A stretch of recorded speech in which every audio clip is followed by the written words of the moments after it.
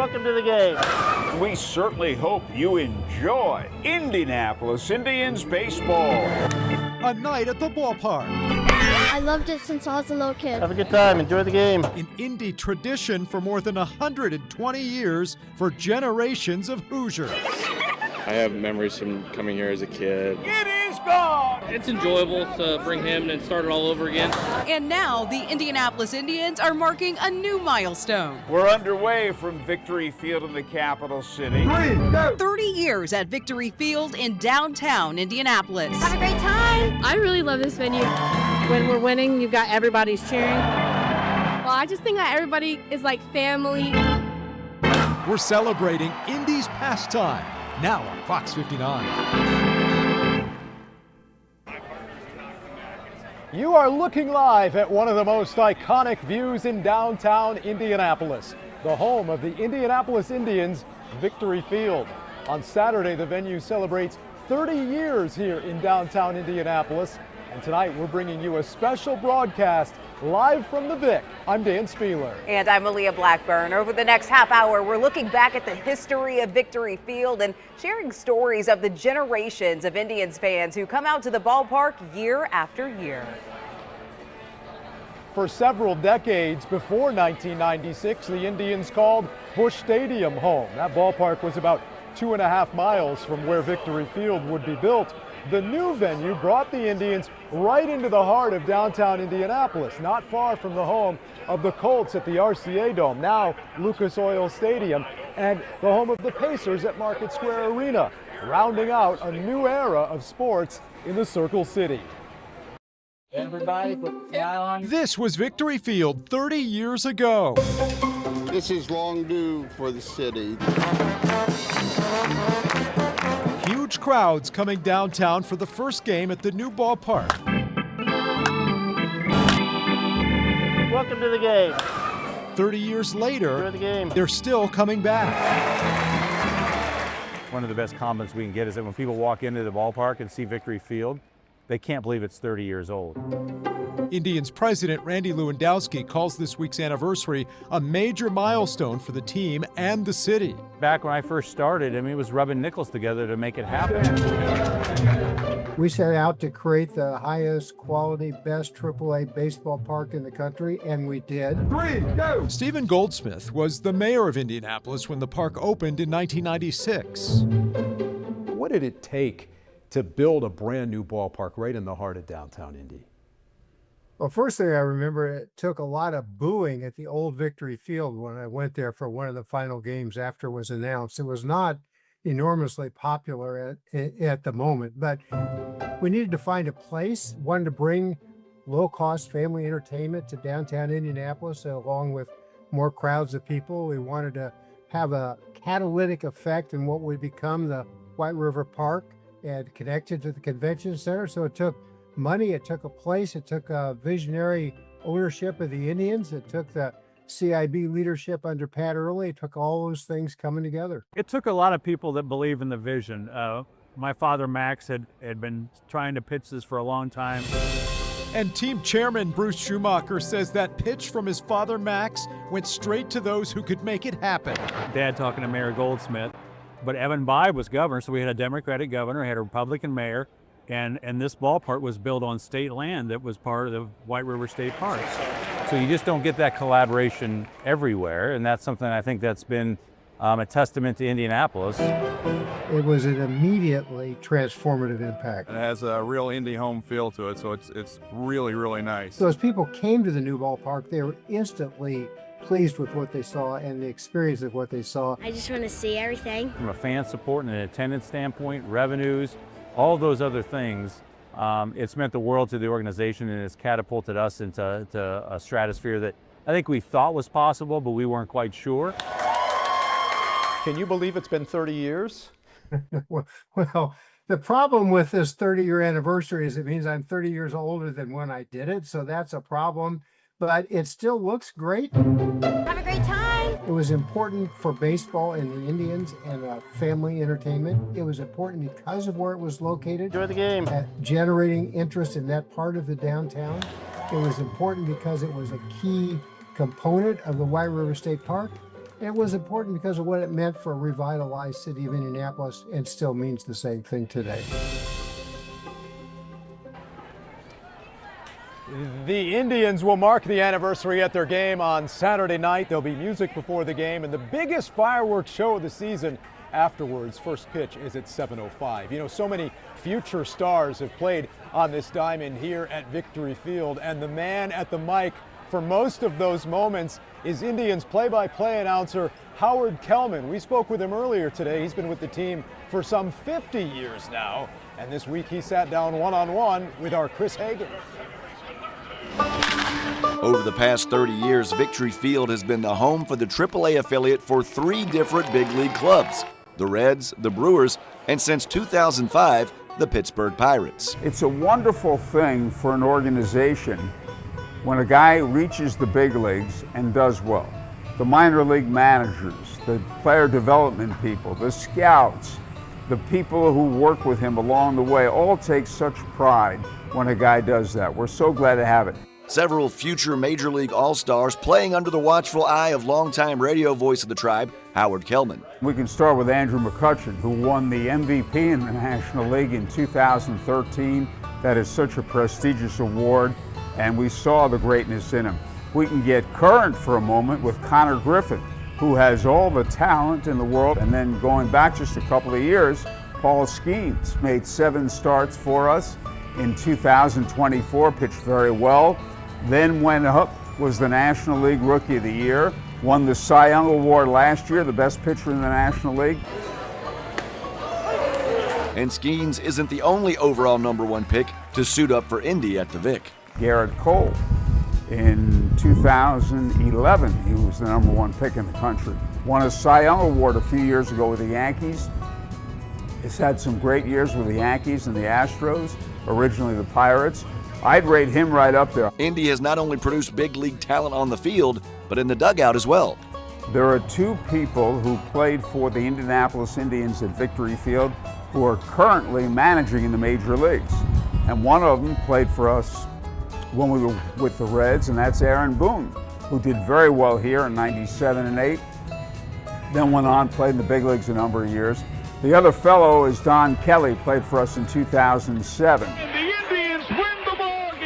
As for the best of the best in the past 30 years, Andrew McCutchen, Garrett Cole, Connor Griffin, Paul Skeens. I'm taking Skeens and Griffin on what they can do and what they've shown they can do with a brief stint. Reporting from the Vic Yard, I'm Chris Hagan. Chris, thank you. Indians baseball is a tradition passed down through generations of Hoosiers. Fox 59's Gabriela Mirando introduces us to a woman who's following in her parents' footsteps every time she steps in the ballpark.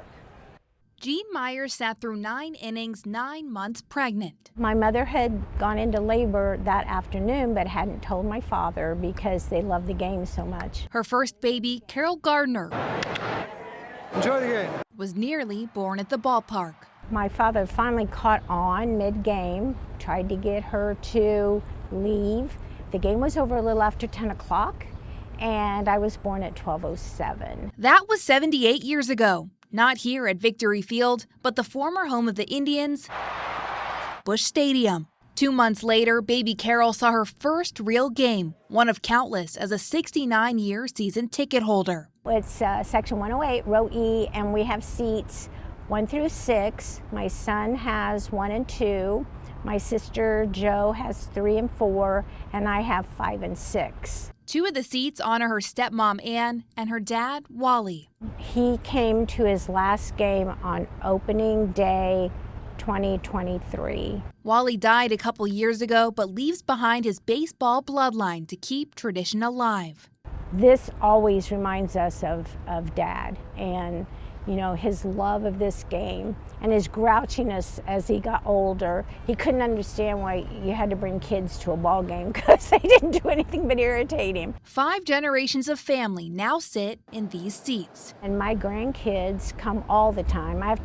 You can't get a ticket on Friday or Saturday night from us because the grandkids want them. Gardner says she's hopeful to get another 3 decades of this view While almost nothing in life is guaranteed, she's thankful the Indians have always been a constant. When I look out over the field, it's a sense of peace. I feel like I'm home. For me, it's a safe place.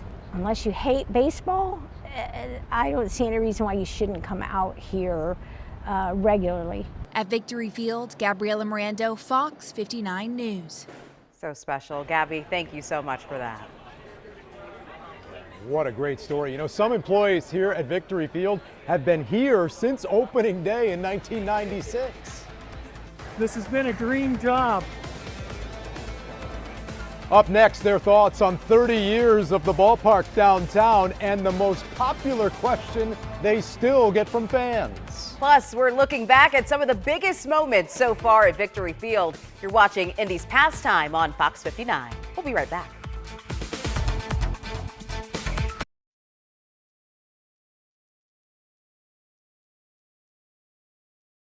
Yesterday, but the faces changed, the building stays the same. The feeling about the people, getting to know new people, the fans, the more things change, the more they stay the same here. That's Clint Stoutenauer, who's been here at Victory Field from the beginning and worked at Busch Stadium before that. He's an usher supervisor and helps work the information booth. So what's the most popular question that he gets from the fans? Where do I get the ice cream, okay? Or if it's at the beginning, they want to know where the sweet level is. But I've had some real winners, and I've had some things that it probably isn't proper to say on TV. I would love to know what those are. Victory Field is best known as the home of the Indianapolis Indians, but also hosted many more events in its history. Fox 59's Rafael Sanchez takes a look back at some of the highlights.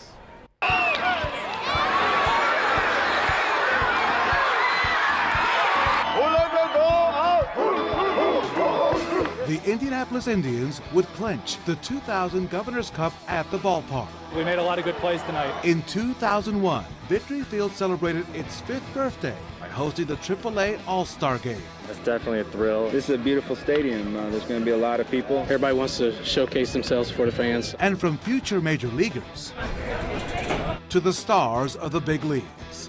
In 2016, the Pittsburgh Pirates and Cincinnati Reds played the first ever Major League game at Victory Field, an exhibition matchup in front of more than 14,000 fans. This is a minor league team in a major league city. And it hasn't just been all about baseball. We've also seen yoga, golf, and even banana ball at the Vic. You don't have to take the game so serious. And beyond sports. And all the proceeds benefit community partners. The 2020 coronavirus pandemic is just one example of when Victory Field and the Indians stepped up to support the community. We've seen blood drives, food distributions, an ice cream drive-thru, movie watch parties, and celebrating the holidays. We're a community gathering place, and it's not just for Indians baseball. This stadium can be so much more. And more recently, a newer tradition. Swing is the Indians' signature charity event that benefits Indianapolis Indians charities. 30 years of baseball and much, much more. At Victory Field, Rafael Sanchez. Rafael, thank you. The Indians have called Indianapolis home for more than a century, and one super fan is paying tribute to all of that history. First official pitch, Victory Field, 7/11/96. And we are stepping inside his unofficial Indians Museum when we come back on Indy's Pastime.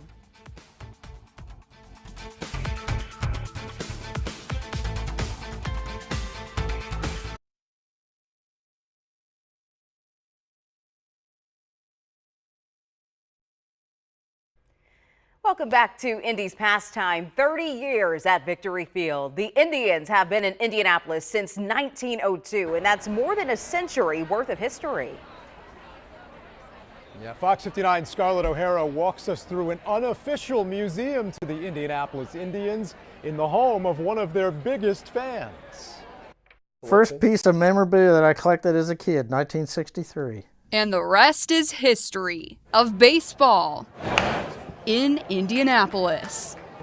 That's the oldest scorecard that I have, 1884. That's an amazing condition. Yeah, it is, isn't it? You can try and ask Kerry Smith, but he wouldn't be able to give you even a ballpark estimate This is Donnie Bush's ring from 1956. of what his entire collection might be worth. It's priceless to me. Value always is in the eye of the beholder, and to me it's priceless, and I can't part with it. I just like baseball, he humbly says, underplaying the story told by trading cards, autographs, and merch lining shelves, accumulated over decades as a season ticket holder and a lifetime of memories made at Indians games. I do feel like it's my own personal museum, yeah, and I love sharing it. Smith calls himself a collector at heart. It's a heart that clearly beats for more than sports stats. He says, to Casey, best wishes, your great buddy, Casey Candell. Yes, you've got a wonderful name. Yeah, you got a wonderful name. Isn't that awesome? This photo of Kerry and Rita Smith's daughter as a baby, namesake of player Casey Candell, among the more special artifacts, standing out from the rest, largely sourced from trade shows and eBay. It's like, oh, I got a treasure, you know, that kind of thing. So I love it as much as he does. Well, maybe not quite, but pretty close. If you keep digging down in the Smiths' basement, you'll learn Kerry's not only a steward of the Indians' legacy, but a part of it himself. First official pitch, Victory Field, 7/11/96. Then Governor Evan Bayh threw that ball, then tossed it up to Smith's daughter in the stands. It was the inaugural game at Victory Field, which Kerry Smith helped build as an engineer. You do sit there at the games and you just look around and you recall the days when it was just dirt. From that dirt rose a new destination for Smith's beloved team, different than the Busch Stadium he grew up with, and also has the original pencil drawings for, but exciting just the same. I mean, the ideal would be if the Indians would put together a museum area out there, a big one, that when I pass on, that this isn't just taken by some kid and thrown in the dumpster, that there'd be a place where all this could go. Proving no matter where these uniforms, helmets, and bats end up years after they're retired, home plate is always where the heart is. It's extremely important to have a team in town and to have the history that you can always recall about special teams that have been here, the championships we've had, and it's just something I cherish. In Greenwood, Scarlett O'Hara, Fox 59 News. Scarlett, thanks so much. So great to see the team's history through the eyes of one of its biggest fans. You know, fans have so many memories here, 30 years worth of memories, and so do the employees who work here at Victory Field. The opportunity to have a part-time job in a beautiful facility like this, why would I say no? For tonight's game. Up next, a longtime ticket seller shares one of her favorite memories. But as we go to break, here's a look at Governor Mike Braun presenting a proclamation earlier today recognizing 30 years of history here at Victory Field. These don't get given out very often. It takes hallmarks like 30 years in one place that looks like it's brand new, and it goes to places that have been around more than a century, and that doesn't happen very often. So congratulations.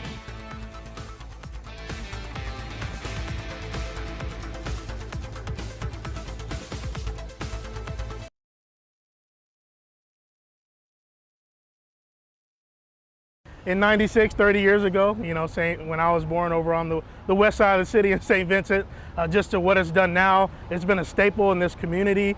You know, as much as it's not an NFL, NBA franchise like we have with the Pacers and the Colts, they've done a great job establishing themselves in this city as a family favorite for people to come to.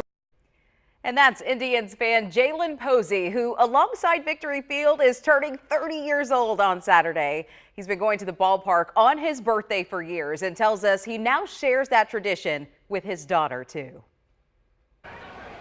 Yeah, happy birthday to Jalen this weekend. Happy birthday to Kim too, right behind us, who's here with her friends celebrating a birthday this weekend as well. A lot to celebrate today at Victory Field. You know, we've had the opportunity to also hear from several longtime employees here at Victory Field who say they absolutely love working here. Why wouldn't they? Exactly. Fox 59 photojournalist Nick Lewis introduces us to Cindy Stout, who you might see at the box office.